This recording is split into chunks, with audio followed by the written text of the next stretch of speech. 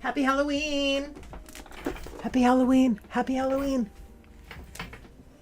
It's Kathy, and today's Halloween, October 31st.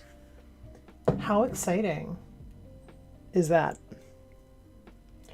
It's very exciting. I'm so sorry I didn't have a costume today. I really wanted to, but cheers. I did not have the time to put one together, and I'm so sorry. Cheers. Oops. Okay. Did not have. All right. It sounds like you guys can hear me, so that's something, right? That's something. So happy Halloween. What are you doing for Halloween? What are you doing? I'm going to go see Bram Stoker's Dracula in the movies. And then I'm going to come home and maybe give out some candy if we get any trick-or-treaters, which is unlikely because we usually don't. But that's the plan. And the movie is at 3:15, so, or 3:30, so it's like an early movie. And yeah, I'm excited. I am excited to see it again. I've seen it a million times, but I love it. All right, let's get going. Mary Wollstonecraft Shelley. This is what we did yesterday. This was our friend Louisa May Alcott, and if I zoom in super close, you can see that I wrote her name here. Louisa May Alcott, Little Women, 1878. And that's that. So I like the juxtaposition of the quote, which is so warm, and the art, which is just like, it's like grief-stricken, you know. But I guess that's what you get in a Gothic month of Gothic authors, right? And the Inktober. So yeah, that's the way it goes.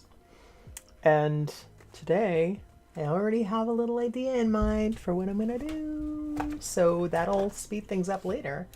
Sometimes I'll just like read the quotes, and then I'll see which quote jumps out at me, and then usually it's the visual. So let's see. But let's talk about Mary first. And she was dramatic. She was, there was some goss, hot goss. We're going to have some hot goss. Because she married a guy who was married. Or she was dating a guy who was married. And then okay, I don't want to spoil it for you. Let's just go in.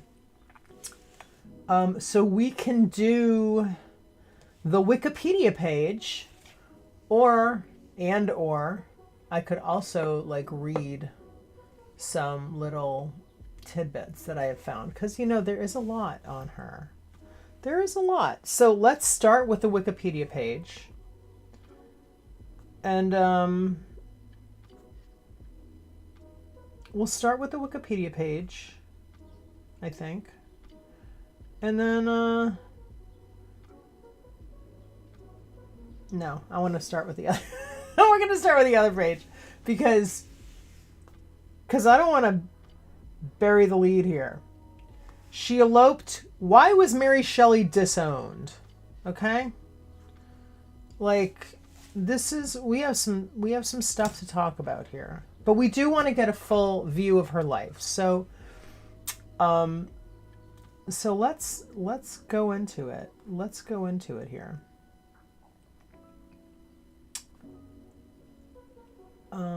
Where did I just do that? So she was disowned, okay? Why was Shelley cut off by her father? Shelley was cut off. Oh, okay. Shelley was cut off from his family money due to his beliefs, such as arguing in defense of atheism and rejecting his first wife.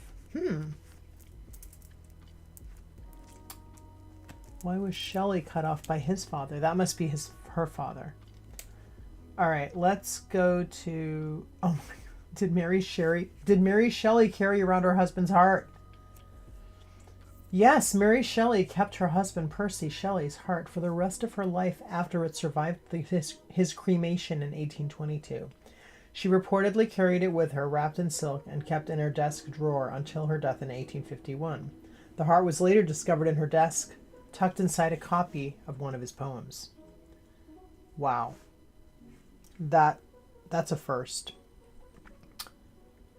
Okay. Mary Shelley and the Heart in the Drawer, Museum of Idaho. Let's just go on a Google deep dive here, huh? Wow. So much drama. So much wild. What was found in a box in her desk after Mary's death? Why did Shelley lose custody of his children? Who was Mary Shelley's lover? Mary Shelley's primary lover was the poet Percy Bysshe Shelley, whom she met in 1814 when she was 16 years old. They eloped to Europe with her stepsister, Clara Claremont, and were married in 1816 after the suicide of Perry's first wife. Oh, God. Their relationship was passionate and intellectual, but also complicated by poverty, the loss of several children, and the tragic death of Percy in a boating accident in 1822. Wow. All right, we got stuff to talk about here. All right, let's go into the Wikipedia.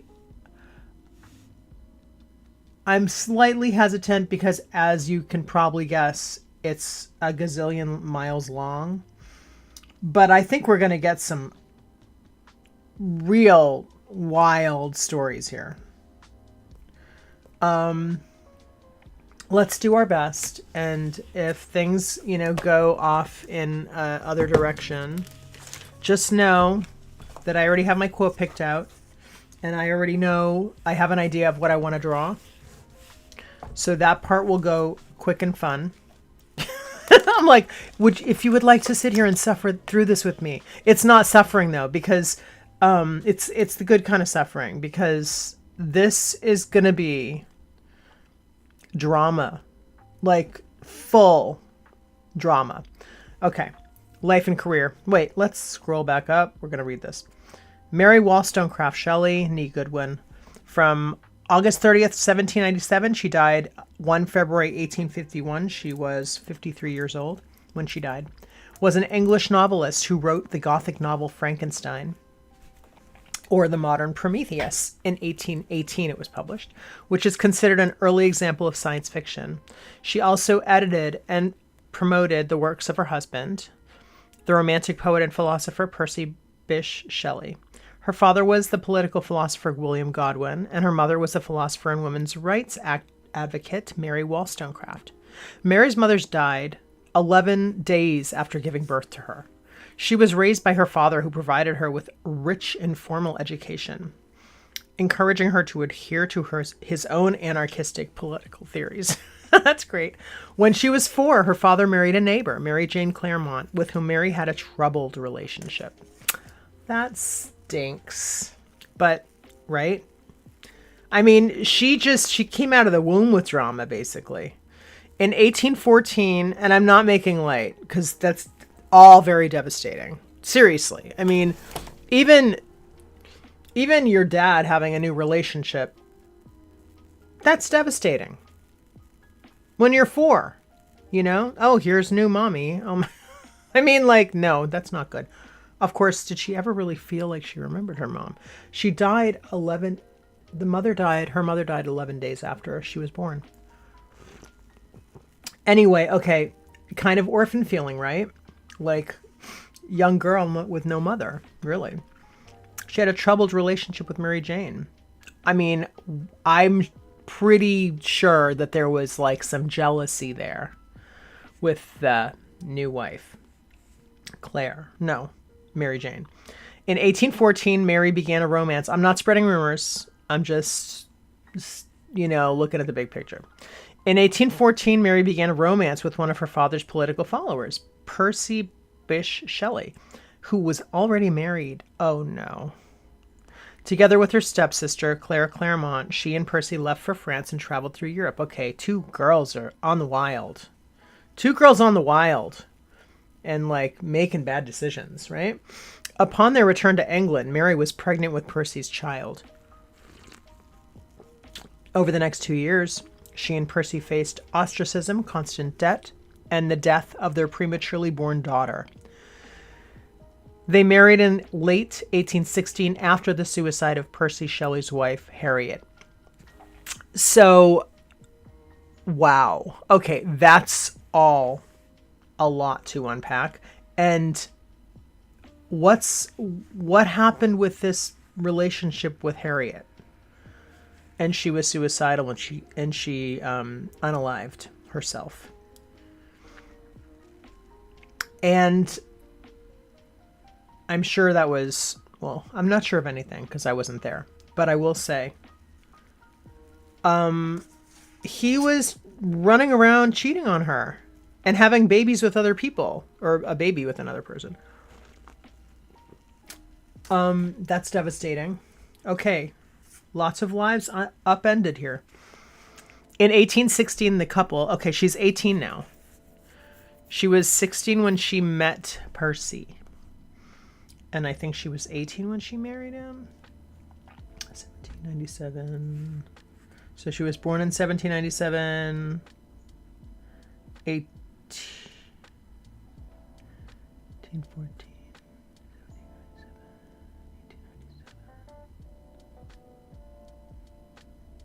Sorry, I'm doing math in my head. Yeah, she was 7. Was she 17? 1814? Sounds like she was 17. I've heard conflicting things, though. I think she was 17 when she got together with Percy. And then they married in 1816, which is 2 years later. Okay. In 1816, the couple and Mary's stepsister famously spent a summer with Lord Byron and John William Polidori near Geneva, Switzerland, where Shelley conceived the idea for her novel Frankenstein. This is a cute story. I don't know if they're going to tell it on the Wikipedia, but I will share it with you from another source that I found. The Shelleys left Britain in 1818 for Italy, where their second and third children died before Shelley gave birth to her last and only surviving child, Percy Florence Shelley. In 1822, okay, I think this should be a new paragraph, but I don't know. In 1822, her husband drowned when his sailing boat sank during a storm near Viareggio. I think that's how you say it. A year later, Shelley returned to England and from then on devoted herself to raising her son and her career as a professional author. The last decade of her life was dogged by illness, most likely caused by a brain tumor, which killed her at age 53. She had a brain tumor. Okay. Until the 1970s, Shelley was known mainly for her efforts to publish her husband's work. Oh, right, we're still reading the overview here.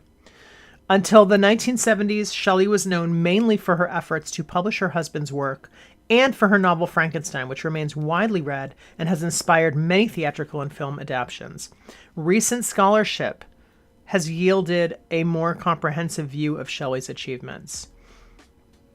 Scholars have shown increasing interest in her literary output, particularly in her novels, which include the historical novels Valperga, 1823, and Perkin Warbeck, 1830, the apocalyptic novel The Last Man, 1826, and her final two novels, Lodore, 1835, and Faulkner, 1837. Studies, so she's got like historical novels, other novels, I don't know if these are historical or not.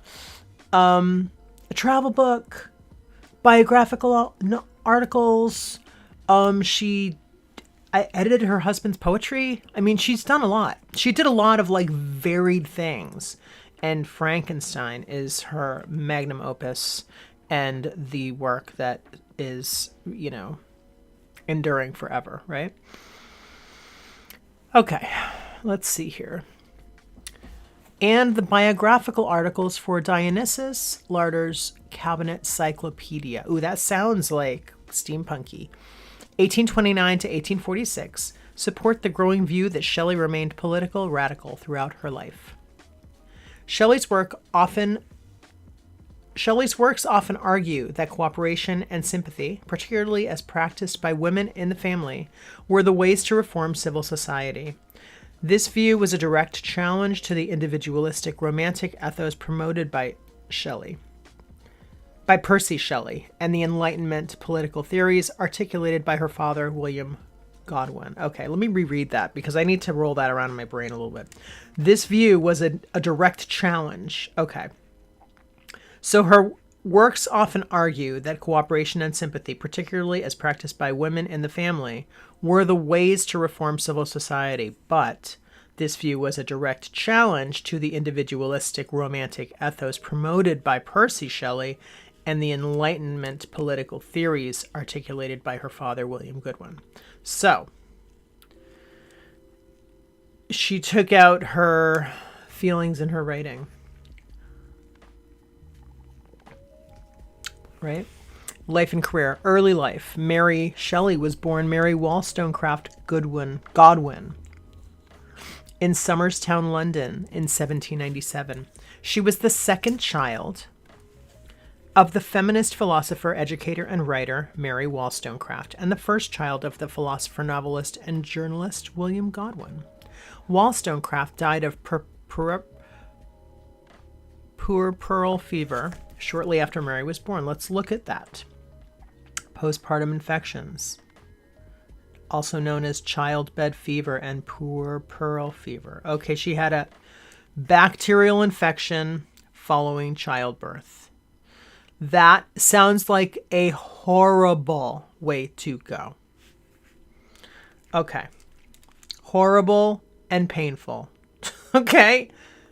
Horrible and painful. I'm so sorry that you went through that, Mary. Okay. Godwin was left to bring up Mary along with her older half sister, Fanny Imlay, Wollstonecraft's child, by the American speculator Gilbert Imlay. Okay, so she had a half sister. A year after her mother had a child with another suitor, another man, another guy. I don't know. We don't know what the relationship was. A year after Wollstonecraft's death, Godwin published his memoirs of the author of A Vindication of the Rights of Women, which he intended as a sincere and compassionate tribute. This was in 1798, published. However, because the memoirs revealed Wollstonecraft's affairs and her illegitimate child, they were seen as shocking. Which, come on now. We all know a lot of these people, like every other person we talk about, they were, dramaing. I'm just going to say dramaing. They were dramaing. There was a lot of drama. There was a lot of cheating on spouses. There was a lot of marrying people when they were already married. There was all kinds of things going on here. Like, who's like kidding who here? Okay. Which he intended as a sincere and compassionate tribute. However, because the memoirs revealed Wollstonecraft's affairs and her illegitimate child, they were seen as shocking. Mary Godwin read these memoirs and her mother's books and was brought up to cherish her mother's memory. Okay, good for you. You should. Like, so what? Capital S, capital W, right? And also, can we say double standard? Because, like, let's just vilify the female, okay? I mean, come on. Are they doing that same thing to the guys who are, like, running all around? Having kids with who knows what? Everywhere? Mary's earliest years were happy judging from the letters of William Godwin's housekeeper and nurse, Louisa Jones. But Godwin was often deeply in debt, feeling that he could not raise the children by himself. He cast about for a second wife.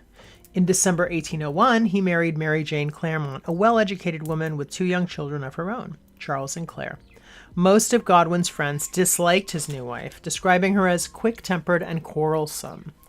But Godwin was devoted to her, and the marriage was a success. How do you measure the success of a marriage when nobody likes your wife? Maybe she did what he wanted him to do. Maybe she did what he wanted her to do and stuff. Mary Godwin, in contrast, came to detest her stepmother. William Godwin's 19th century biographer Charles Keegan Paul later suggested that Mrs. Godwin had favored her own children over those of Mary Wollstonecraft. Big surprise. Let's pit the kids against each other, etc., right? Together, the Godwins, I hope that didn't happen, but I mean, that's kind of what it sounds like. Together, the Godwins started a publishing firm called M.J. Godwin, which sold children's books as well as stationery, maps, and games. However, the business did not turn a profit, and Godwin was forced to borrow substantial sums to keep it going. Ooh. He continued to borrow to pay off earlier loans, compounding his difficulties. By 1809, Godwin's business was close to failure, and he was near to despair. Quote, unquote. Godwin was saved from debtor's prison by philosophical devotees such as Francis Place, who lent him further money. So debtor's prison was a form of jailing. I'm going to show you debtor's prison. We've talked about this earlier in Inktober, what debtor's prison is. It's a prison for people who are unable to pay debt.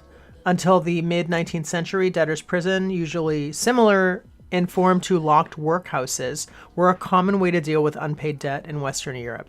Destitute people were unable to pay a court-ordered judgment, who were unable to pay would be incarcerated in these prisons until they had worked off their debt via labor or secured outside funds to pay the balance. The product of their labor went towards the costs of their incarceration and their accrued debt. Increasing access and lenience throughout the history of bankruptcy law have made prison terms for unaggravated indigence. I'm learning a lot of new words. Indigence. Poor relief. Okay. Obsolete over most of the world. Okay. So, debtor's prison. It's like a prison for people who do a specific type of a crime. Okay. Okay. Though Mary Godwin received little formal education, her father tutored her in a broad range of subjects. He often took the children on educational outings, and they had access to his library and to the many intellectuals who visited him, including Romantic poet Samuel Taylor Coleridge and the former Vice President of the United States, Aaron Burr. It's so interesting how the overlap between a lot of these people. It's neat. You know, it's like a who's who. Godwin admitted he was not educating the children according to Mary Wollstonecraft's philosophy as outlined in works such as A Vindication of the Rights of Woman, 1792, but Mary Godwin nonetheless received an unusual and advanced education for a girl of the time.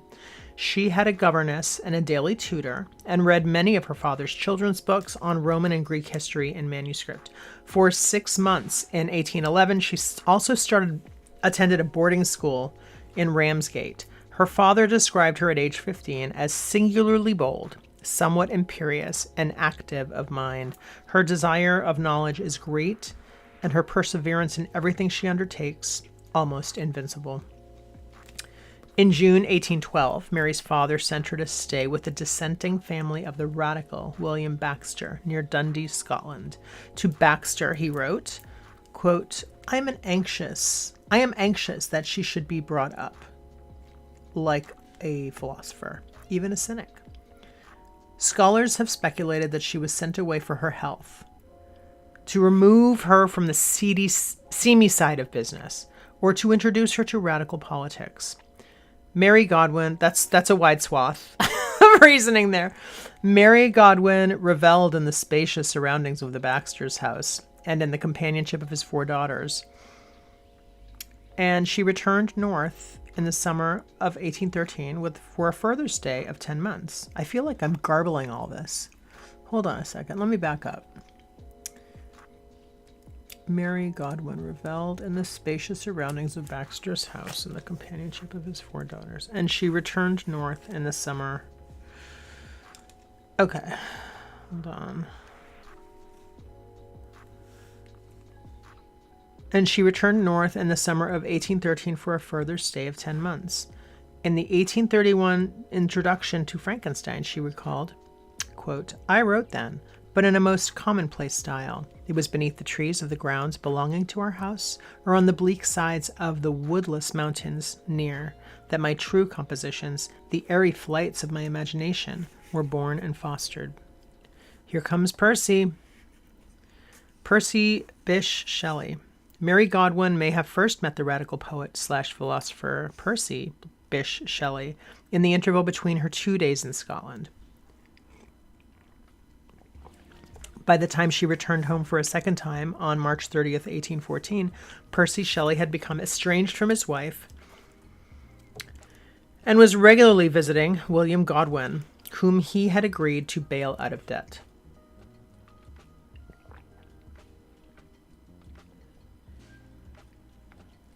Just drinking some water. I think I'm evaporating all my water out of my body here, talking. Percy Shelley's radicalism, particularly in his economic views, which he had imbibed from William Godwin's Political Justice, 1793. Remember, he's a writer, and he's got followers. Mary Shelley's dad. So all these people, like, rally to help him when he has problems.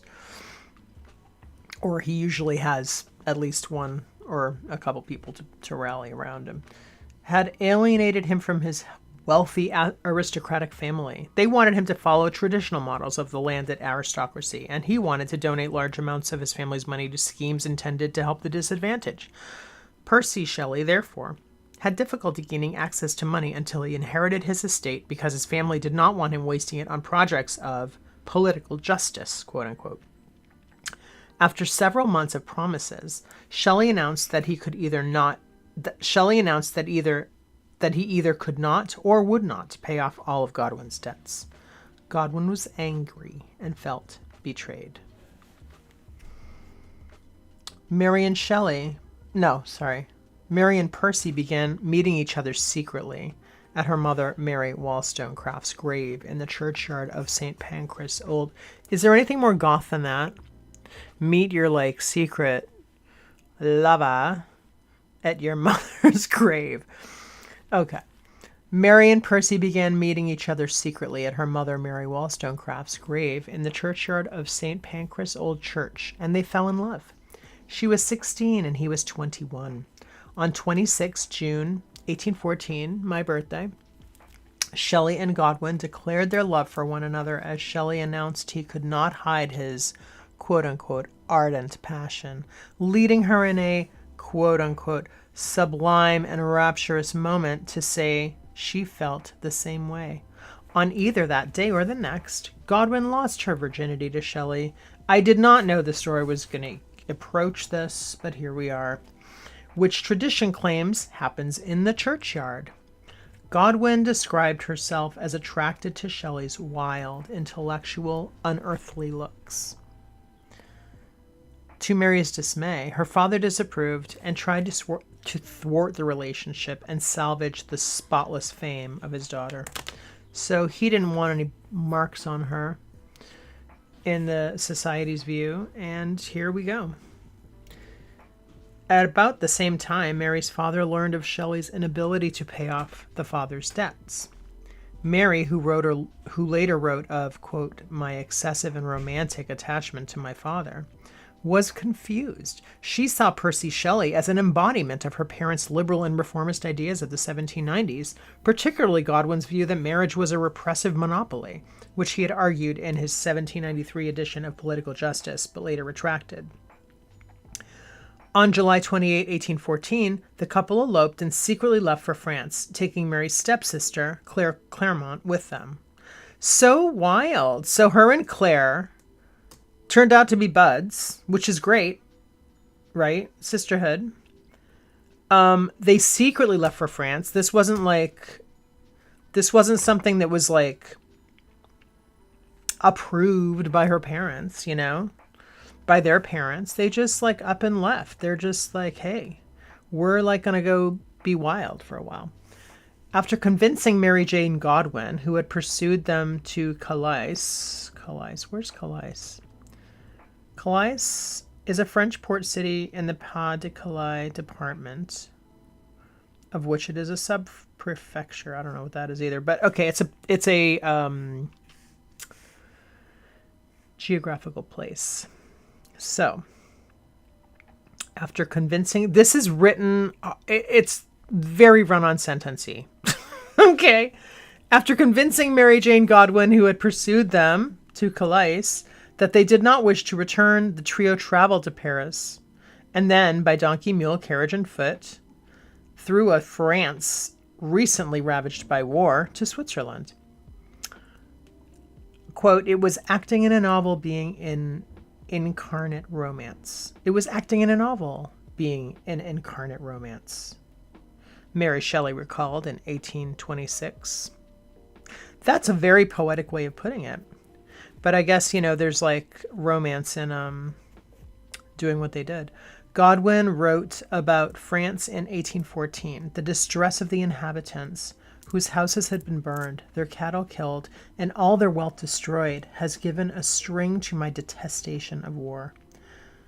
As they traveled, Mary and Percy read works by Mary Wollstonecraft and others, kept a joint journal, and continued their own writing. That's interesting, a joint journal. That must have been something that they did back in the day. But there's no clicky into its own page. So, but that's something that I would be more interested in reading about. And continued their own writing. At Lucerne, lack of money forced the three to turn back. They traveled down the Rhine and by land to the Dutch port of Maas-Lewis, arriving at Gravesend, Kent, on 13 September 1814. The situation awaiting Mary Godwin in England was fraught with complications, some of which she had not foreseen. Either before or during the journey, she had become pregnant. She and Percy now found themselves penniless, and to Mary's genuine surprise, her father refused to have anything to do with her. I'm kind of surprised by that too, because I mean, Percy was like his cohort, you know? The couple moved with Claire into lodgings at Somerstown and later Nelson Square. They maintained their intense program of reading and writing and entertained Percy Shelley's friends such as Thomas Jefferson Hogg and the writer Thomas Love Peacock. Percy Shelley sometimes left home for short periods to dodge creditors. Oh my God. The couple's distraught letters reveal their pain at these separations. Pregnant and often ill,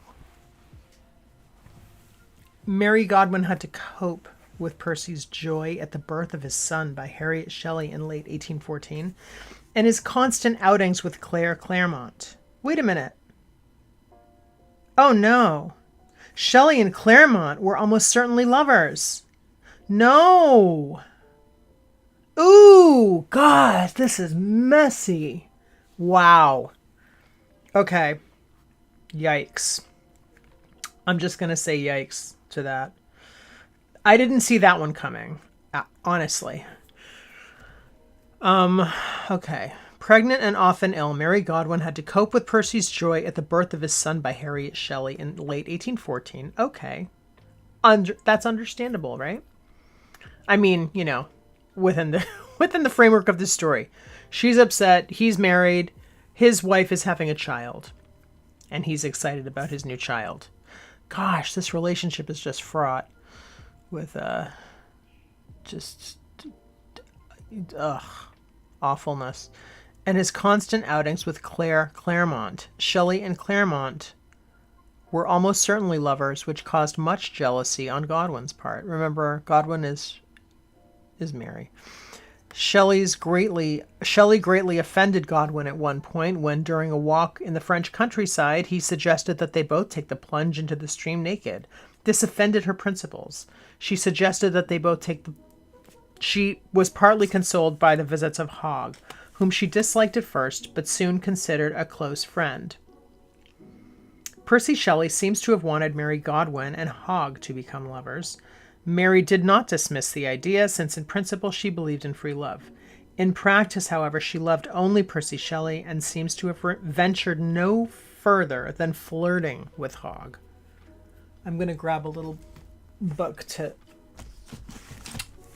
do that so we can see better. I think that might be better like that. Okay. All right. This is messy. Very messy.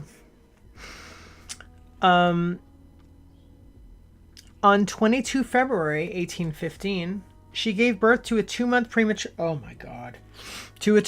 premature baby girl who was not expected to survive.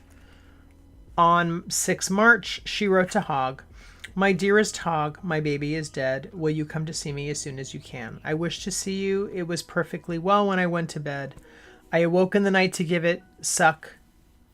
It appeared to be sleeping so quietly that I would not awake it. It was dead then, but we did not find that out till morning. From its appearance, it evidently died of convulsions. Will you come? You are so calm a creature. And Shelley is afraid of a fever from the milk, for I am no longer a mother now." Oh my God. Oh God. This is so devastating. Oh my gosh. Okay. The loss of her child induced acute depression in Mary Godwin, who was haunted by visions of the baby, but she conceived again and had recovered by the summer. With a revival in Percy Shelley's finances after the death of his grandfather, Sir Bysshe Shelley, the couple holidayed in Torquay and then rented a 2-story cottage at Bishopgate, on the edge of Windsor Great Park. Little is known about this period in Mary Godwin's life, for her journal from May 18 to July 1816 is lost. At Bishopsgate, Percy wrote his poem Alastor, or The Spirit of Solitude, and on 24 January 1816, Mary gave birth to a second child, William, named after her father and soon nicknamed Wilmouse. In her novel, The Last Man, she later imagined Windsor as a Garden of Eden. Lake Geneva and Frankenstein. In May 1816, Mary Godwin, Percy Shelley, and their son traveled to... Okay, wait a minute. Where'd Claire go? Is Claire out of the picture now? I'm going to have a sip of water real quick before we move on.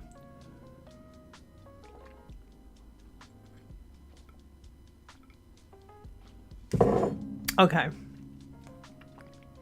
In May 1816, Mary Godwin, Percy Shelley, and their son, who's alive still, that's great. Maybe he lives. And their son traveled to... here's Claire. She's showing up right now. Traveled to Geneva with Claire Claremont. They planned to spend their summer with the poet Lord Byron, whose recent affair with Claire had left her pregnant. Oh my. In history of a 6 weeks tour through part of France, Switzerland, Germany, and Holland, 1817, she describes the particularly desolate landscape in crossing from France to Switzerland. The party arrived in Geneva on May 14th, 1816, where Mary called herself Mrs. Shelley. Byron, oh my gosh, and he's still married to his wife.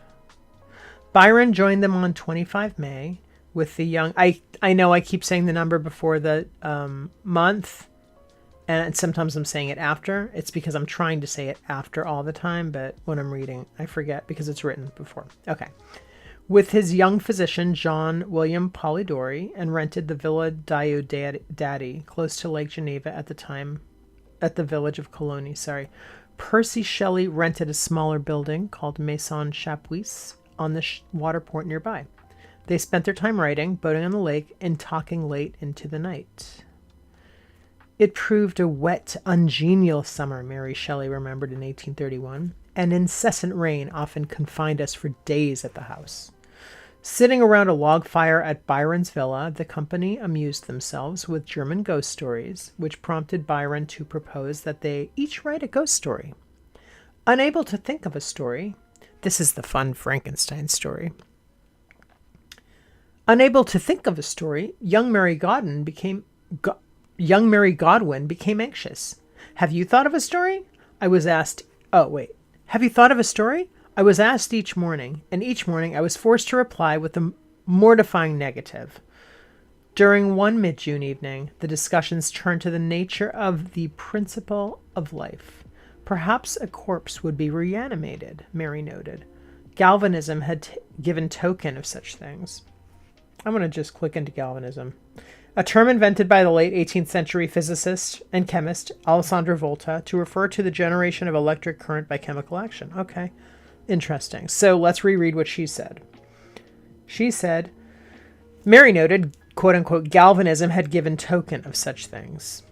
Okay, so that was kind of like in the zeitgeist, like in the group mentality of the galvanism was a thing that people were talking about, maybe.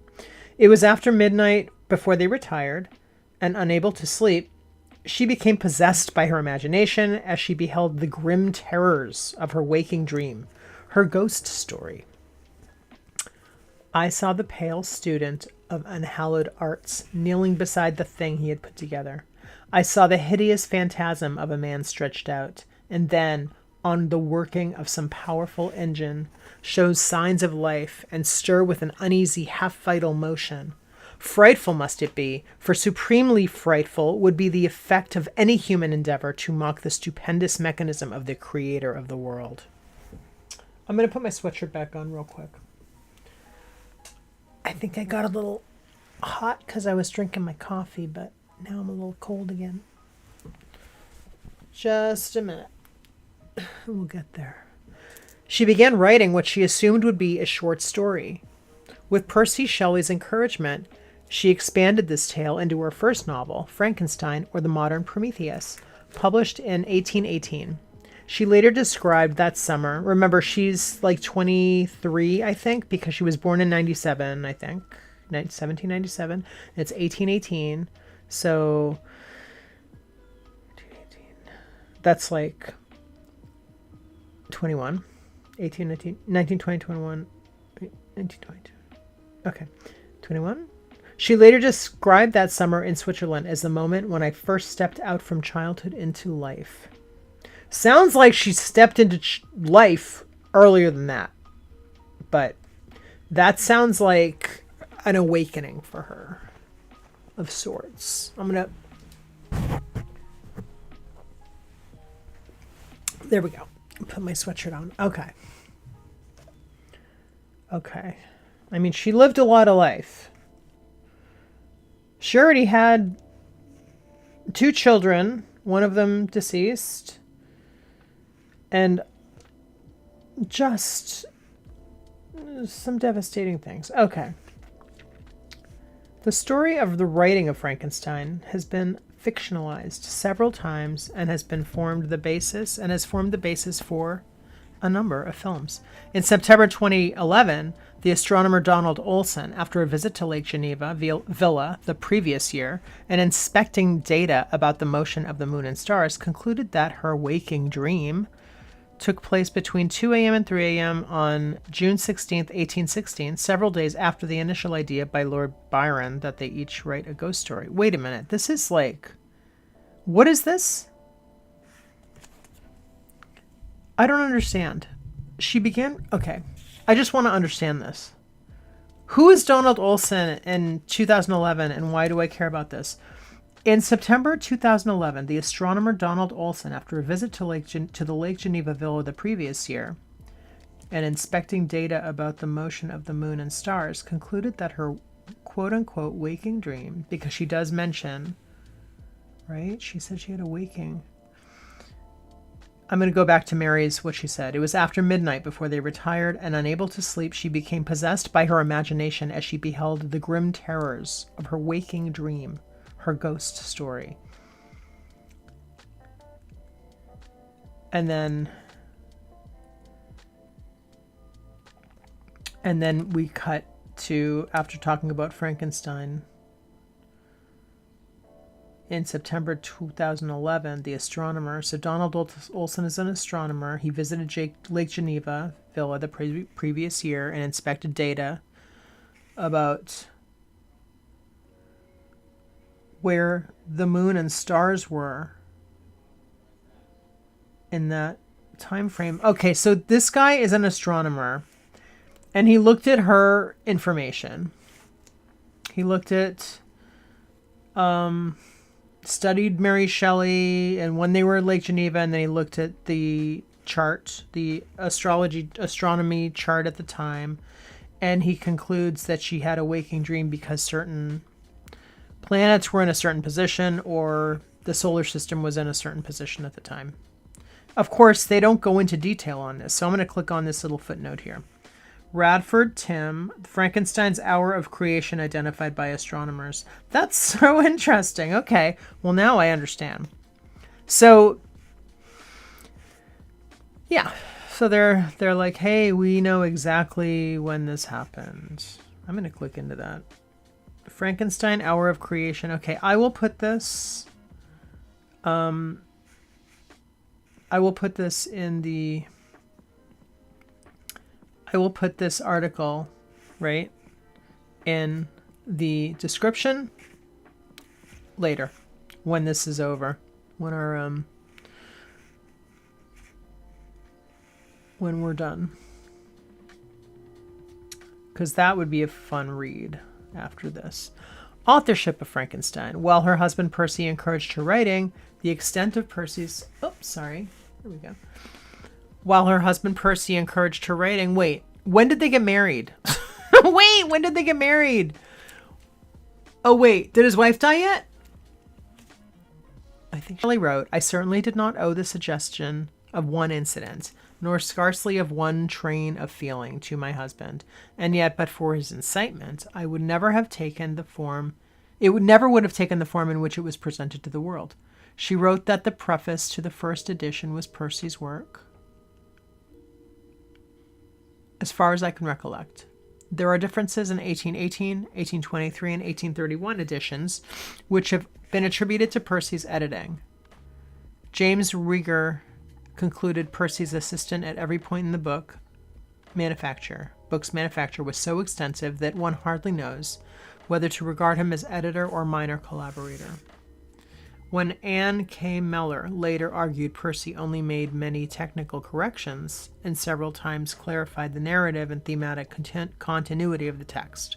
Okay, so there's some controversy over whether Mary is the sole author. Clearly her husband edited it, but how much did he contribute? It's like Taylor Swift and Joe Alwyn, right? And what's the record that he co-wrote with her? Anyway, if we were going to look at something nowadays. The folklore one, the records. Anyway, okay. All right, so then we get Anne Mellor later argued Percy only made technical corrections and several times clarified the narrative and thematic continuity of the text. So Anne K. Mellor is saying he edited it. Charles E. Robinson, editor of a facsimile edition of the Frankenstein manuscripts, concluded that Percy's contributions to the book were no more than what most publishers' editors have provided, new or old, authors, or in fact what colleagues have provided to each other after reading each other's works in progress. I mean, it's kind of impossible to say. They were a married couple, right? They were,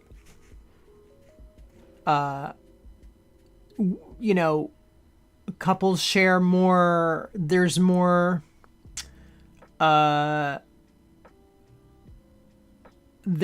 in between in the communication between a couple than there would be with an editor and a writer. So it's unresolved, right? There's people on both sides here. Writing on the 200th anniversary of Frankenstein, literary scholar and poet Fiona Sampson asked, why hasn't Mary Shelley gotten the respect she deserves? She noted that in recent years, Percy's corrections, visible in the Frankenstein notebooks held at the Bodleian Library in Oxford, have been seized on as evidence that he must have at least co-authored the novel. In fact, when I examined the notebooks myself, I realized that Percy did rather less than any line editor working in publishing today. Sampson published her findings in In Search of Mary Shelley, 2018, one of many biographies written about Shelley. Okay, just as like an innocent bystander looking at this, I'm thinking, if Percy did not take credit or demand credit, if he did write it, or write most of it, or whatever, write to some extent, I find it hard to believe that he wouldn't have, been stomping his feet and saying, we co-wrote this,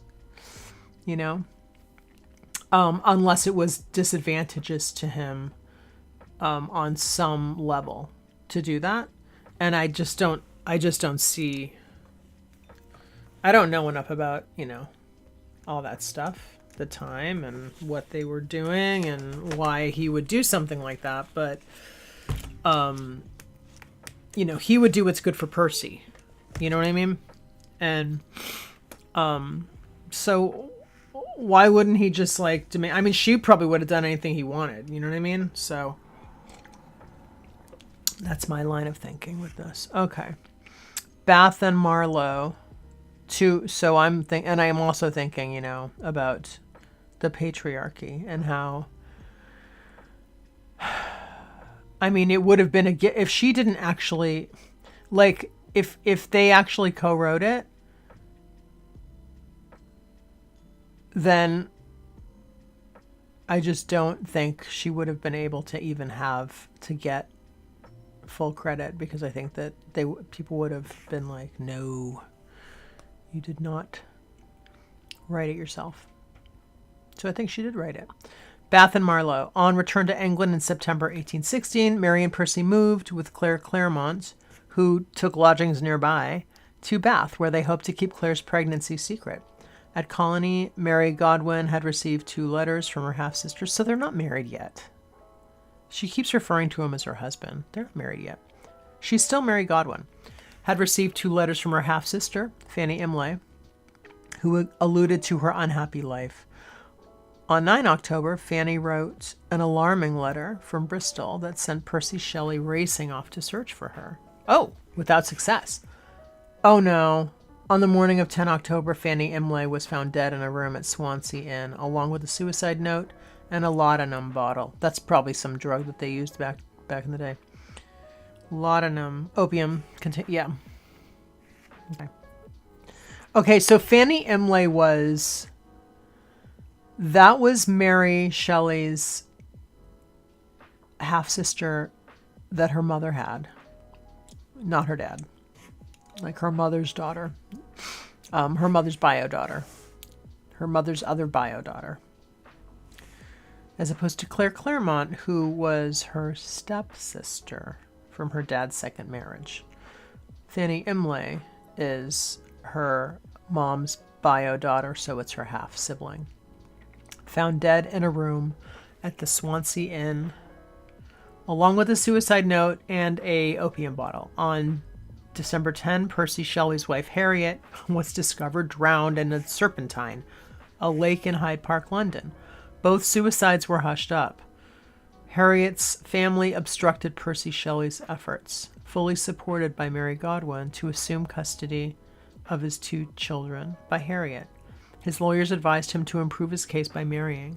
So he and Mary, who was pregnant again, married on, this is her 3rd pregnancy, married on 30 December 1816 at St. Mildred's Church, Bread Street, London. Her father gave consent to her marriage as required for a minor under age 21, and Mr. and Mrs. Godwin were present as witnesses who signed the register. The marriage ending the family rift.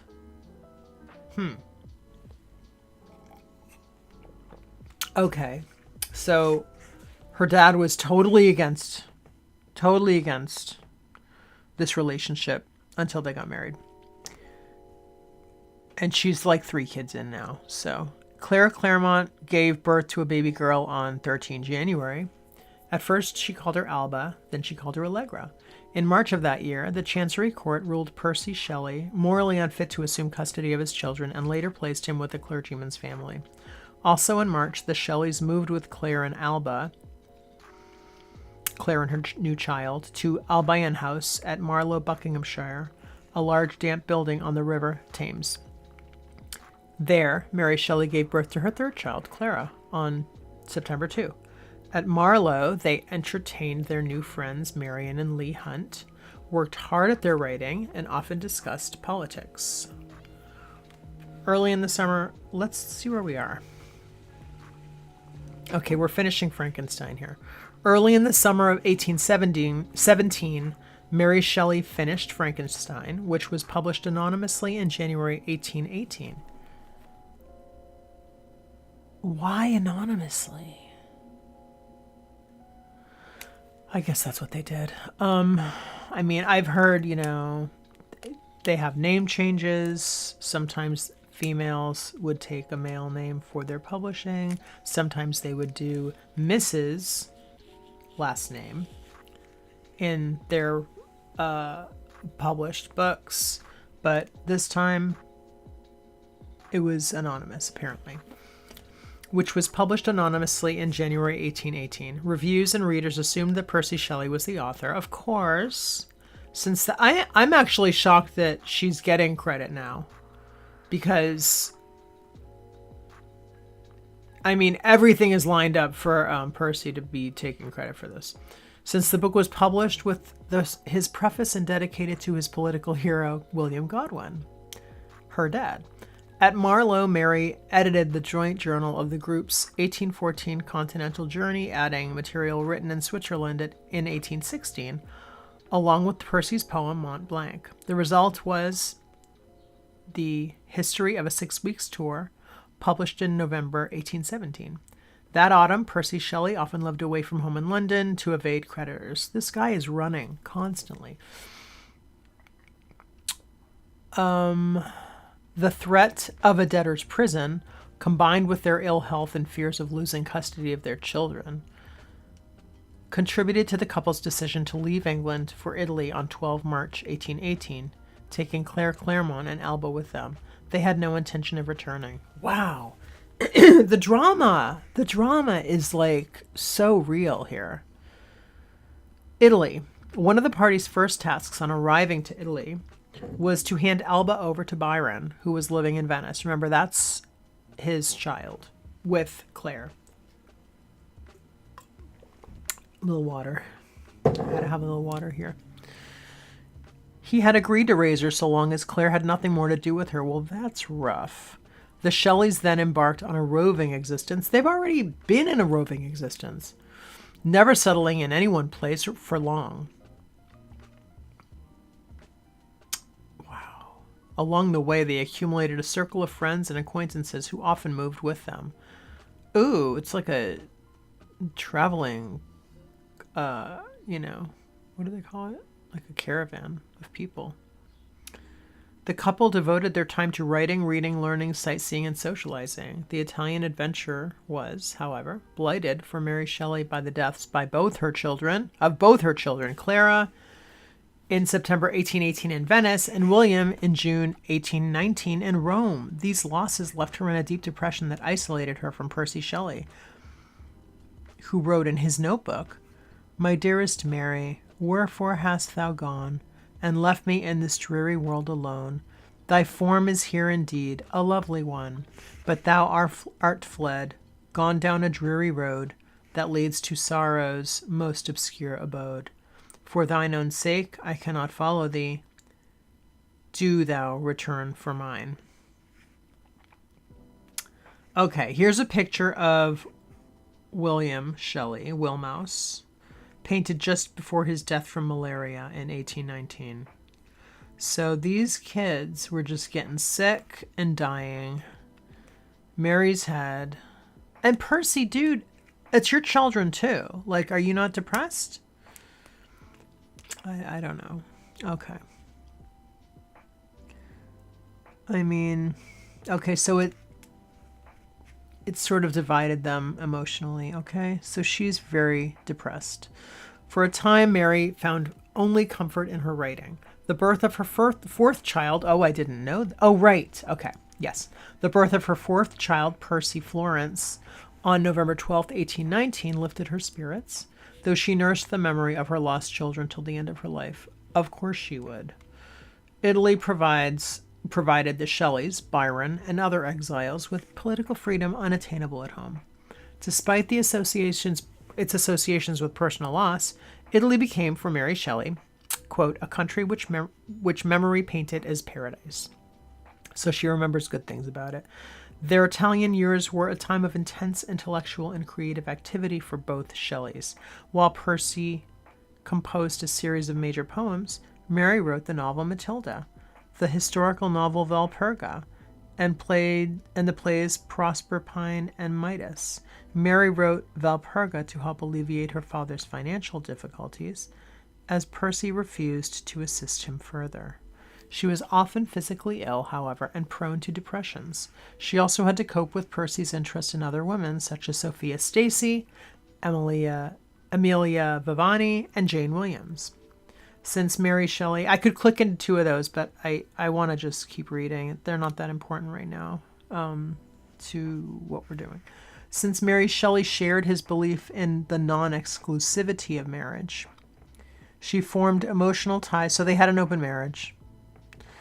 She formed emotional ties of her own among the men and women of their circle. She became particularly fond of the Greek revolutionary Prince Alexandros Mavrocordatos and of Jane and Edward Williams. Okay.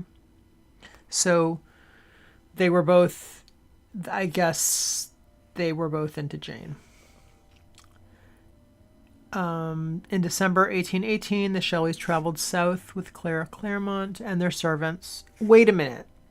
How do these people afford servants?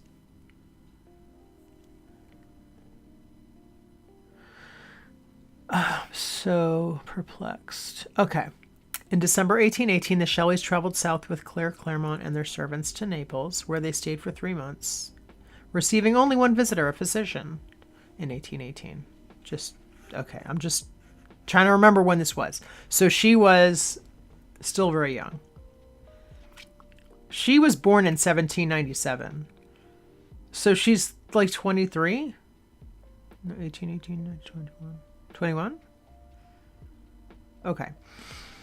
The Shelleys traveled south with Claire Claremont and their servants to Naples, where they stayed for 3 months, receiving only one visitor, a physician. In 1820, they found themselves plagued by accusations and threats from Paolo and Elise Foggy, former servants whom Percy Shelley had dismissed in Naples shortly after the Foggies had married. The pair revealed that on February 27, 1819 in Naples, Percy Shelley had registered his child by Mary Shelley as a 2-month-old baby girl named Alina Adelaide Shelley. The Foggies also claimed that Claire Claremont was the baby's mother. Oh, man. Okay. So there's all tangled weave of just deception and things. So Mary must have known this. We're just finding this out now. Okay. So their former servants, how they afforded servants, we have no idea.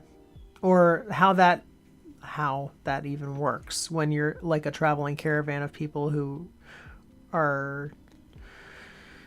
don't really have jobs. I mean, they're writing, but they don't have like a steady form of income.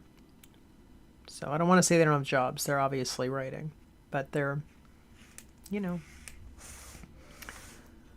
just moving around, getting help where they can, right? In 1820, I'm going to read that again. In 1820, they found themselves plagued by accusations and threats from Paolo and Elise Foggy, former servants, whom Percy Shelley had dismissed in Naples shortly after they had married. So they got married and then they got dismissed. The pair revealed that on February 27th, 1819, in Naples, Percy Shelley had registered his child by Mary Shelley, a 2-month-old baby girl named Alina Adelaide Shelley. The Foggies also claimed that Claire Claremont was the baby's mother.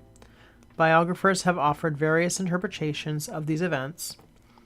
that Percy Shelley is decided to adopt a local child, that the baby was his by Elise, Claire, or an unknown woman, or that she was Elise's by Byron. Mary Shelley insisted she would have known if Claire had been pregnant, but it's unclear how much she really knew. The events in Naples, a city Mary Shelley later called paradise inhabited by devils, remain shrouded in mystery. The only certainty is that she herself was not the child's mother. Alina Adelaide Shelley died in Naples on 9 June 1820. Oh my God. I'm just shook about all this. This is like drama on top of drama. On top of drama. After leaving Naples, the Shelleys settled in Rome. They settled somewhere. A city where her husband wrote, quote, "The meanest streets were strewed with truncated columns, broken capitals, and sparkling fragments of granite or porphyry. The voice of dead time, in still vibrations, is breathed from these dumb things, animated and glorified as they were by man." Rome inspired her to begin writing the unfinished novel Valerius, the Reanimated Roman, where the eponymous hero resists the decay of Rome and the machinations of superstitious Catholicism. The writing of her novel was broken off when her son William died of malaria. Shelley bitterly commented that she had come to Italy to improve her husband's health, and instead, the Italian climate had just killed her 2 children, leading her to write, quote, may you, my dear Marian, never know what it is to lose 2 only and lovely children in 1 year, to watch their dying moments, and then at last to be left childless and forever miserable. To deal with her grief, Shelley wrote the novella The Fields of Fancy, which became Matilda, dealing with a young woman whose beauty inspired incestuous love in her father, who ultimately commits suicide to stop himself from acting on his passion for his daughter, while she spends the rest of her life full of despair about, quote unquote, the unnatural love I had inspired. The novella offered a feminist critique of a patriarchal society as Matilda is punished in the afterlife, though she did nothing to encourage her father's feelings. Okay. Wait a minute here. Okay. Okay. Her husband's gonna die soon. In the summer of 1822, so remember, now she was born in 1797. She's now 25. A pregnant Mary moved with Percy, Claire, and Edward. They're like a traveling group of, polygamy, kind of, basically. In the summer of 1822, a pregnant Mary moved with Percy, Claire, and Edward and Jane Williams to the isolated Villa Magni at the sea's edge near the hamlet of San Terenzo in the Bay of Lerici. Once they were settled in, Percy broke the evil news, quote unquote, to Claire that her daughter Allegra had died of typhus in a convent in Bagnacavallo. Mary Shelley was distracted and unhappy in the cramped and remote Villa Magni, which she came to regard as a dungeon. On 16 June, she miscarried, losing so much blood that she nearly died. Rather than wait for a doctor, Percy sat her in a bath of ice to stanch the bleeding, an act the doctor later told him saved her life. All was not well between the couple that summer, however, and Percy spent more time with Jane Williams than with his depressed and debilitated wife. Much of the short poetry Shelley wrote at San Terenzo involved Jane rather than Mary. Remember, Jane has a relationship of sorts with Jane and her husband. So she's probably not just devastated by her husband. Although, I mean, obviously she's accepted all this open marriage stuff, but and she's been a collaborator. but she's also, fond of Jane too. So, and probably in some sort of a relationship with Jane too. So it's kind of, she's feeling very alone right now. The coast offered Percy Shelley and Edward Williams the chance to enjoy, and Edward's Jane's husband, remember? The coast offered Percy Shelley and Edward Williams the chance to enjoy their quote-unquote perfect plaything for the summer, a new sailing boat. Where'd they get the money for the sailing boat? Maybe they got it on, Facebook Marketplace or something.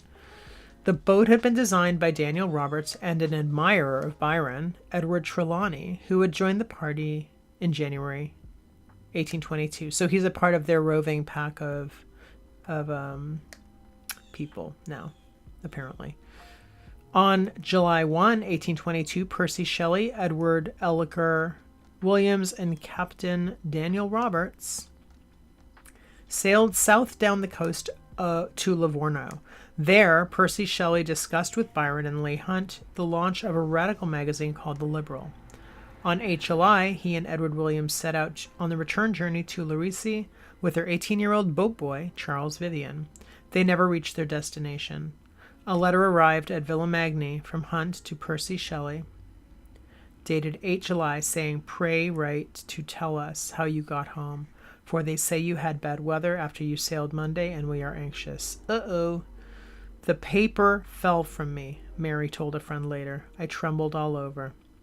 She and Jane Williams rushed desperately to Livorno and then to Pisa in the fading hope that their husbands were still alive. 10 days after the storm, 3 bodies washed up on the coast near Via Reggio, midway between Livorno and Lerici. Trelawney, Byron, and Hunt cremated Percy Shelley's corpse on the beach at Via Reggio. Her husband died. Okay. After her husband's death, Mary Shelley lived for a year with Leigh Hunt and his family in Genoa, where she often saw Byron and transcribed his poems. She resolved to live by her pen and for her son, but her financial situation was precarious. On July 23rd, 1823, she's 26 now, she left Genoa for England and stayed with her father and stepmother in the Strand until a small advance from her father-in-law enabled her to lodge nearby. Sir Timothy Shelley had at first agreed to support his grandson, Percy Florence, only if he were handed over to an appointed guardian. Mary Shelley rejected this idea instantly. She managed to instead wring out of Sir Timothy a limited annual allowance, which she had to repay when Percy Florence inherited the estate, but to the end of his days he refused to meet her in person and dealt with her only through lawyers. Mary Shelley busied herself with editing her husband's poems, among other literary endeavors, but concern for her son restricted her options. Sir Timothy threatened to stop the allowance if any biography of the poet were published. Interesting.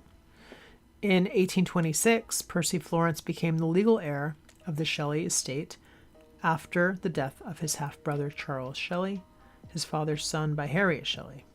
I'm going to read that again so I can absorb it. In 1826, Percy Florence became the legal heir of the Shelley estate after the death of his half-brother Charles Shelley, his father's son by Harriet Shelley. Okay. Yeah, there's a lot of half-siblings and, people that really aren't in the picture here being mentioned. So it's a little, you have to sort of... So basically that's saying that Percy was the child of Percy. Percy Florence is Mary and Percy's son.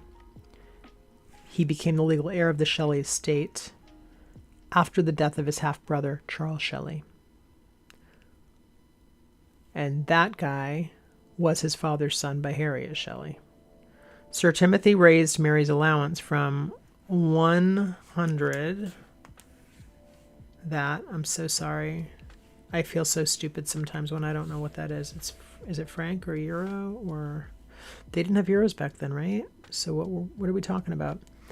From 100 a year to 250, but remained as difficult as ever, so he was not easy to deal with. Mary Shelley enjoyed the stimulating society of William Godwin's circle, but poverty prevented her from socializing as she wished. She also felt ostracized by those who, like Sir Timothy, still disapproved of her relationship with Percy Bysshe Shelley. Yep. I mean, that changed things, right?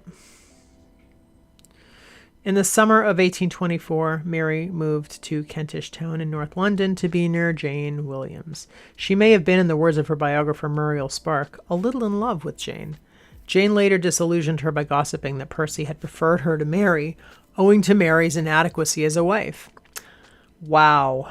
Around this time, Mary Shelley was working on her novel The Last Man, 1826, and she assisted a series of friends who were writing memoirs of Byron and Percy Shelley, the beginnings of her attempts to immortalize her husband. She also met the American actor John Howard Payne and the American writer Washington Irving, who intrigued her. Payne fell in love with her, and in 1826 asked her to marry him. She refused, saying that after being married to one genius, she could only marry another. Ooh. Oh, that's rough.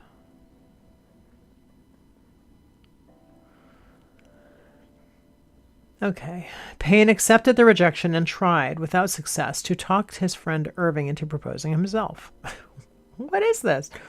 Mary Shelley was aware of Payne's plan, but how seriously she took it is unclear. This is weird. I don't understand that. I don't understand that at all. She won't let me marry her. Maybe she'll let you marry her. Weird. Strange, complicated. I don't know what's going on. In 1827, Mary Shelley was party to a scheme that enabled her friend Isabel Robinson and Isabel's lover, Mary Diana Dodds, who wrote under the name David Lindsay, to embark on a life together in France as husband and wife. In 1827, Mary Shelley was party to a scheme that enabled her friend.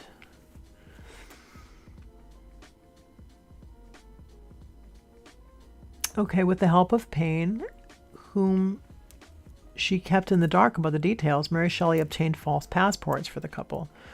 In 1828, she fell ill with smallpox while visiting them in Paris. Weeks later, she recovered, unscarred, but without her youthful beauty. Okay. Come on, guys. I can't... Let's go to Final Years in Death. I want to read more, but this is like a lot. And let's wrap so I can draw a picture. Sorry, Mary. Mary, I want to read your entire Wikipedia page, but it's 11:31. Final Years in Death. In 1840 and 1842, mother and son traveled together on the continent, journeys that Mary Shelley recorded in Rambles in Germany and Italy in 1840, 1842, and 1843. And that was published in 1844.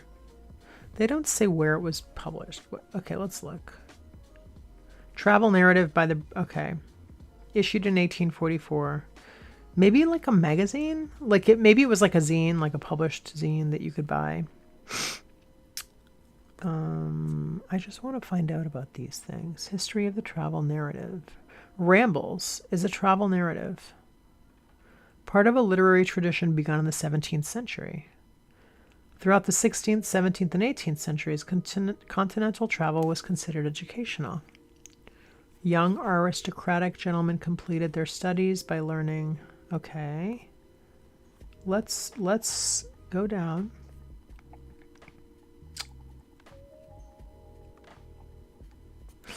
Okay, so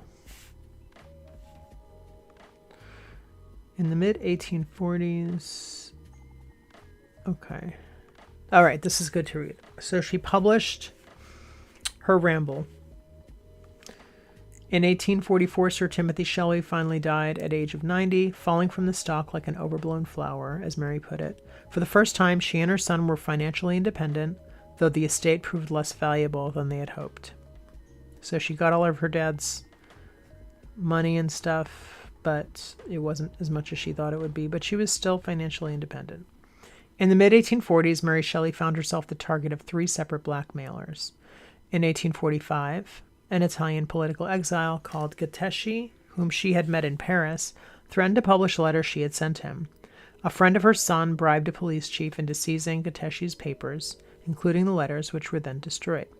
Shortly afterwards, Mary Shelley bought some letters written by herself and Percy Bysshe Shelley from a man calling himself G. Byron and posing as the illegitimate son of the late Lord Byron. Also, in 1845, Percy Bysshe Shelley's cousin, Thomas Medwin, approached her claiming to have written a damaging biography of Percy Shelley. He said he would suppress it in return for $250, but Mary Shelley refused.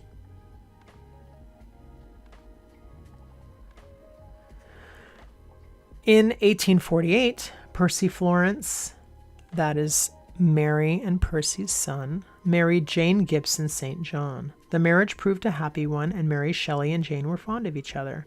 Mary lived with her son and daughter-in-law at Field Place, Sussex, the Shelleys' ancestral home, and at Chester Square, London, and accompanied them on travels abroad. Mary Shelley's last years were blighted by illness. From 1839, she suffered from headaches and bouts of paralysis in parts of her body, which sometimes prevented her from reading and writing. On 1 February 1851 at Chester Square, she died at the age of 53 from what physicians suspected was a brain tumor. According to Jane Shelley, Mary Shelley had asked to be buried with her mother and father, but Percy and Jane, judging the graveyard at St. Pancras to be dreadful, chose to bury her instead at St. Peter's Church, Bournemouth, near their new home at Boscombe. On the first anniversary of Mary Shelley's death, the Shelleys opened her box desk. Inside, they found locks of her dead children's hair, a notebook she had shared with Percy Bysshe Shelley, a copy of his poem Adonais with one page folded round a silk parcel containing some of his ashes and the remains of his heart. Wow. I wonder if that stuff is in a museum somewhere. Okay. We've read a lot about Shelley here. We're going to draw now. That was a lot. And, you know, wait a minute.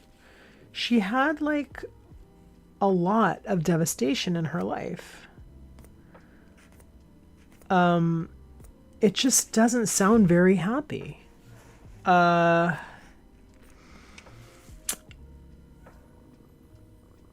Her guy doesn't sound like he was a very cool guy. And okay. And that's just a bummer. I'm absorbing all this. I didn't know anything much about her. I knew there was some like shadowy things, but what I just read definitely was more dramatic and controversial and wild than I had really anticipated. Okay, let's look. I'm just looking at quotes now. So hold on a second. Gothic flashcards. Oh my gosh. What is this? This is cool. I want to see what this is. But maybe we'll do this later someday. But today we're going to go to quotations by women. And I'm going to show you the quote that we're going to do. That I'm going to do.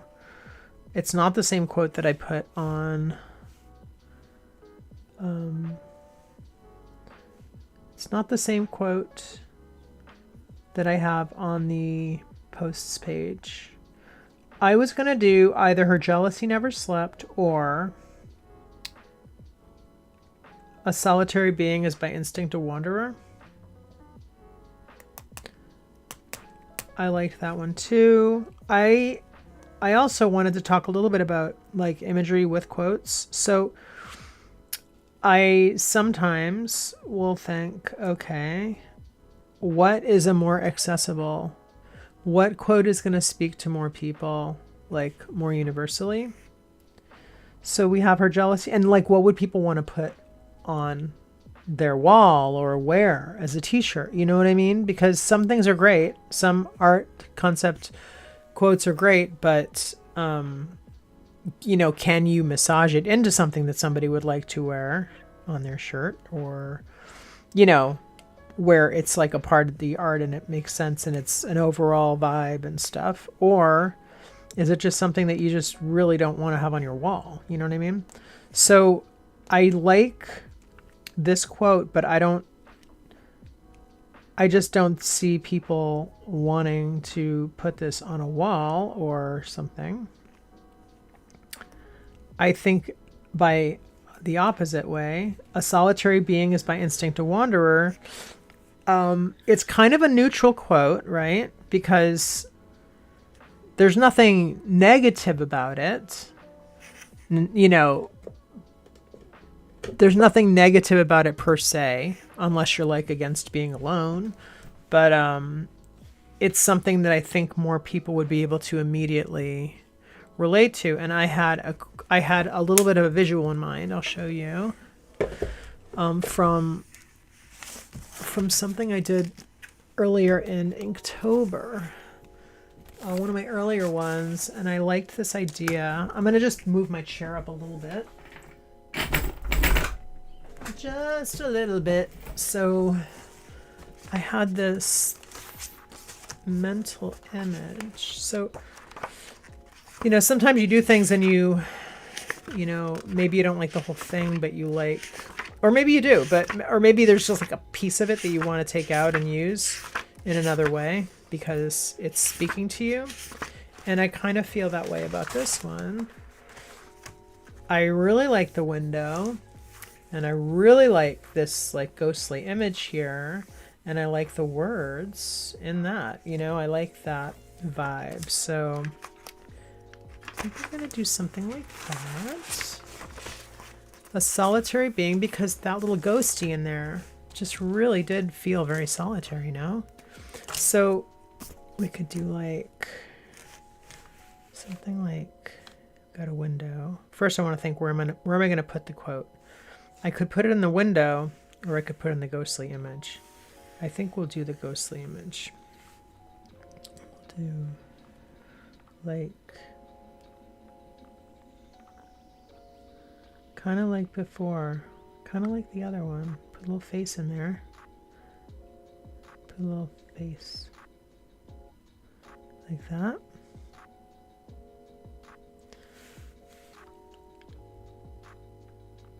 I will turn the light up because I think we're going to be, it's kind of dark in here. And I'm also going to move you down a little bit like that. Where's that? Okay, good.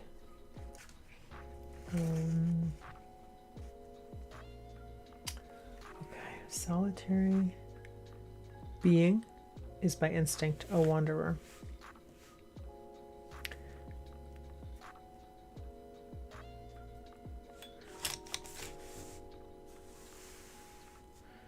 I really don't know. I have an idea. And this could just end up being like kind of a sketch. But we'll see where I go with this here.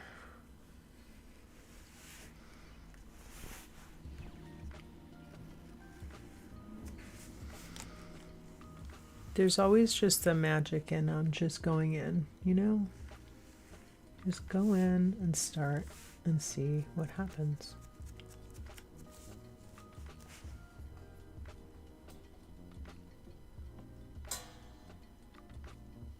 Okay, you can see that.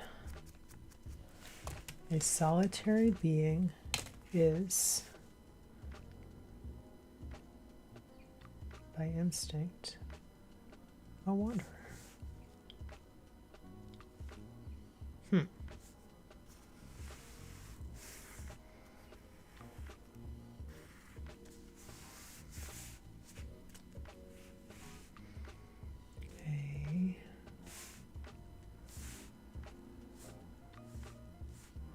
I thought like a window like a moon would be cool.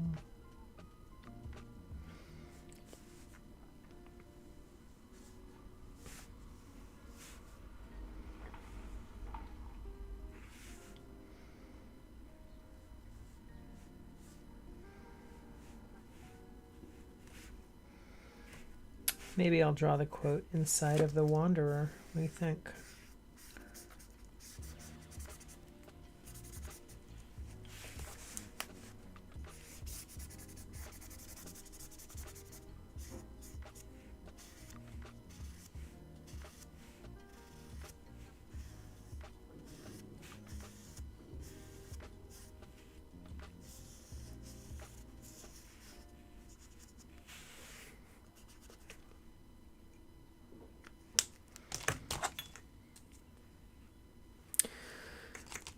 Gonna use a little water, little ink here. Let's just go in with our ink. Let's just go in with our ink, shall we? I like to use the ink. Let's just go in, shall we? Let's just do... There we go. Bloop. Oh, there we go. Got a little bloop. Got a little bloop.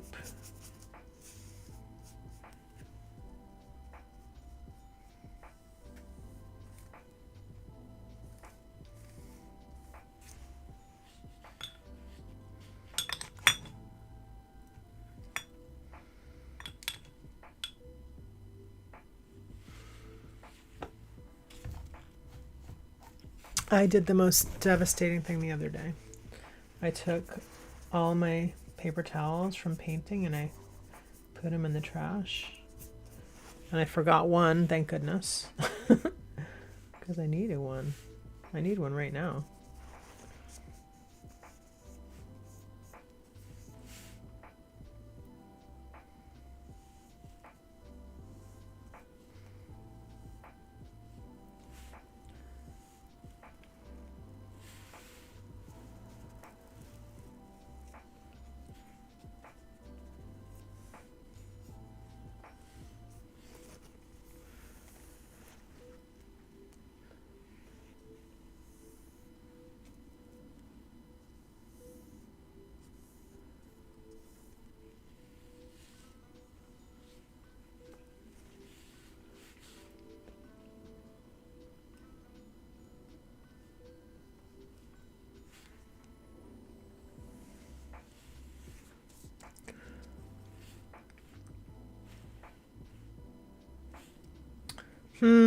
I'm very tempted to just draw the lettering with this brush, but I'm not going to because it's too big. It's a little too big for me.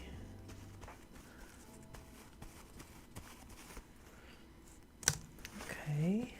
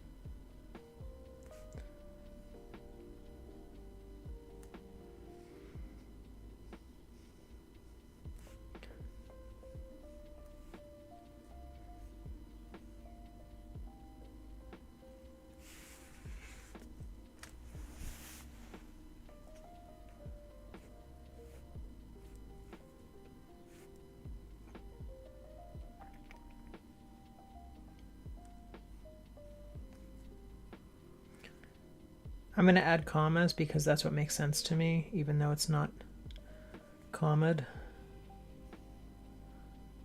I just felt like it really needed, I really felt like it needed comma when I'm reading to myself.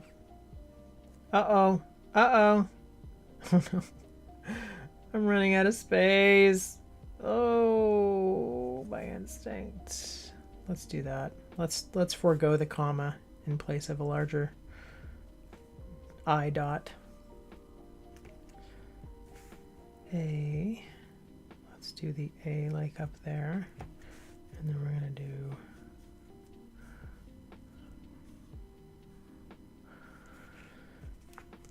today was a journey, I have to say. I kind of thought it would be more fun. You know, a little more lighthearted. No. Absolutely not. Yeah, that was tough, I have to say. That was tough. That was very, very tough. A tough read, I must say.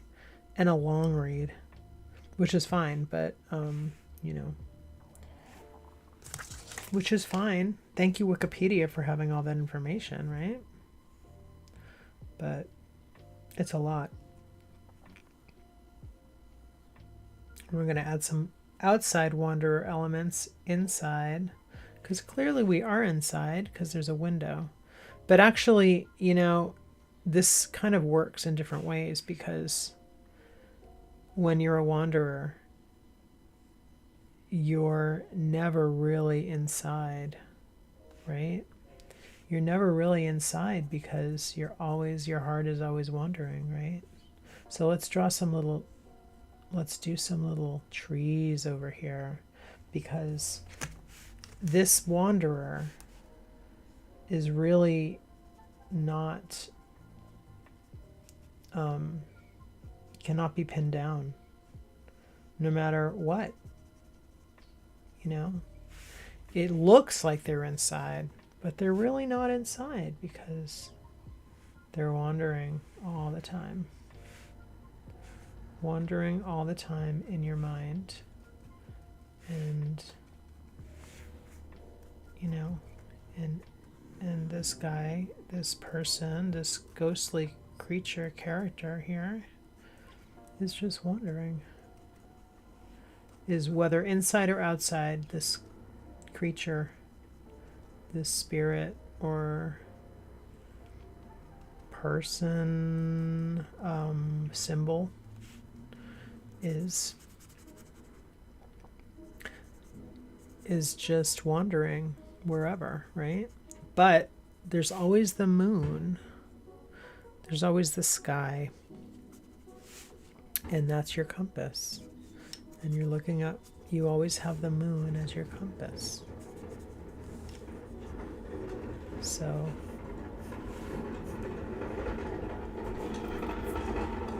that's kind of a comforting thought, but the quote is very neutral. It doesn't say this person doesn't want to be a wanderer, you know?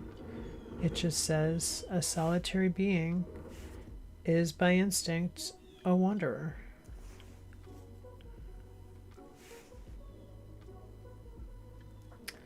And I think, you know, even though Mary Shelley and Percy and she lived her life like in that little caravan situation, I also think like she's kind of a wanderer, you know, because they just traveled around all the time and just stayed with other people and, you know, came into some cash and rented a place for a while, you know. It's just very, very wanderer's existence.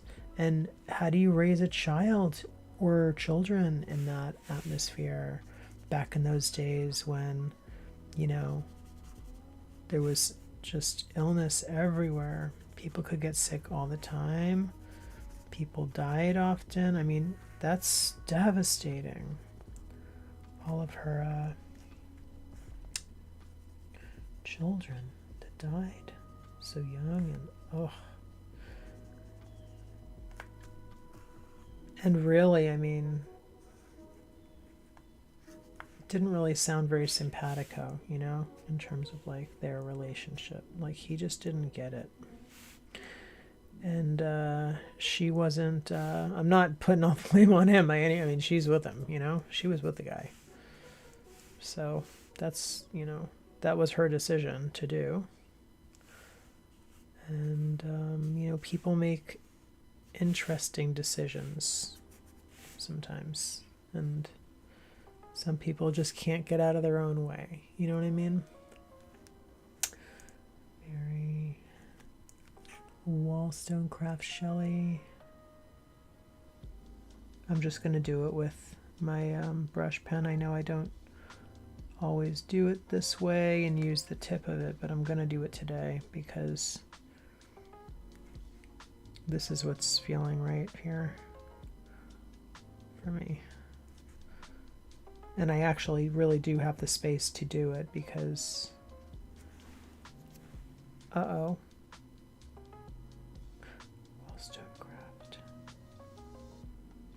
It's going to be a little bit, there we go.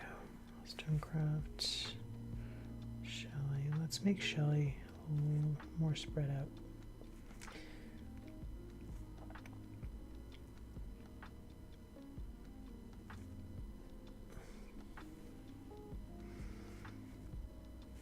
And then we'll just write The Last Man here. Yeah, I think using this point is working for the artwork. Is working for it.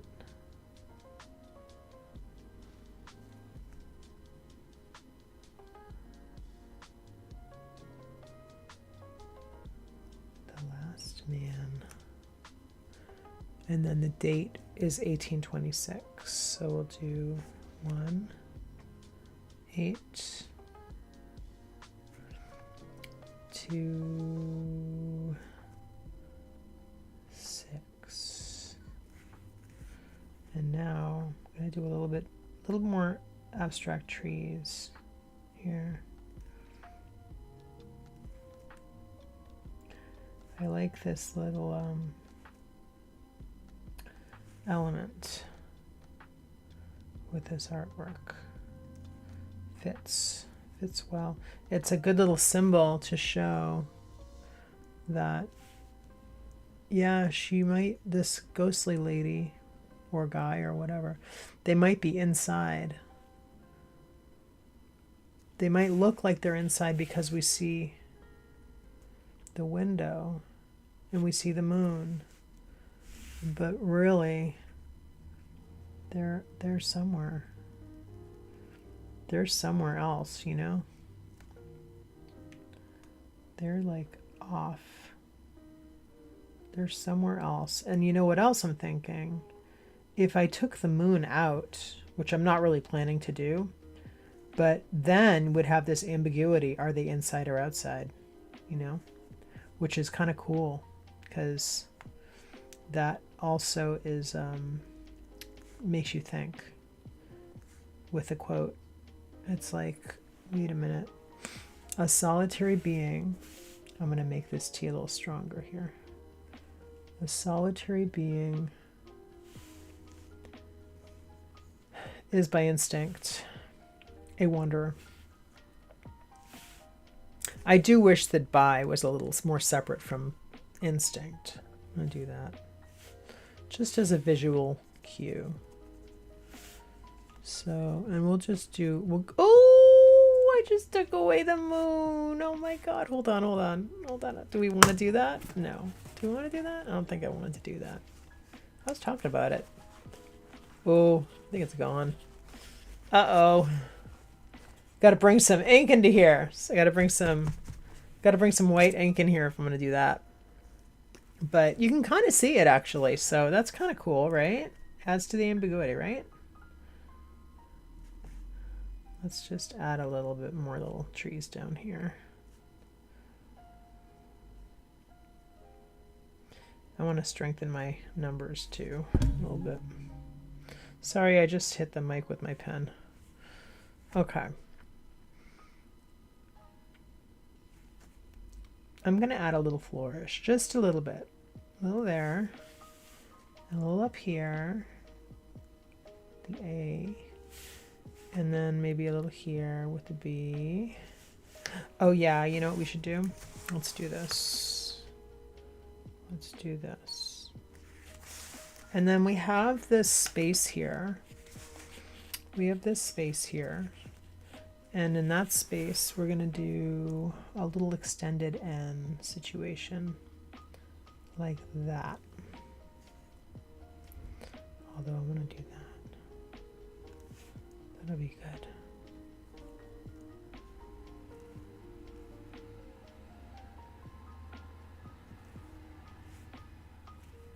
Okay.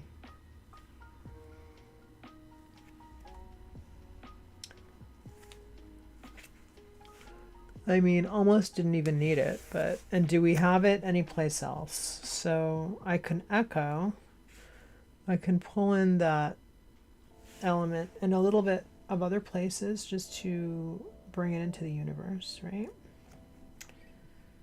Like that, and maybe like stretch out Wanderer like that. And the R. Ooh, I gave him a Spock brow. That's kind of cool. Let's do that. Okay, I think this might be one of those law of diminishing return situations, so I'm going to stop. But here's our final. After talking about Mary Shelley and delving into her life, I'm very quiet. I'm very quiet because I'm still absorbing it. I'm just like, I'm absorbing it still. That was a lot. That was a lot. Okay, here we go. So here's our final picture.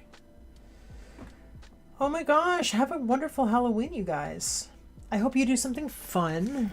I hope you get to do something fun, even if it's watching a movie at home, which is what I'm going to do.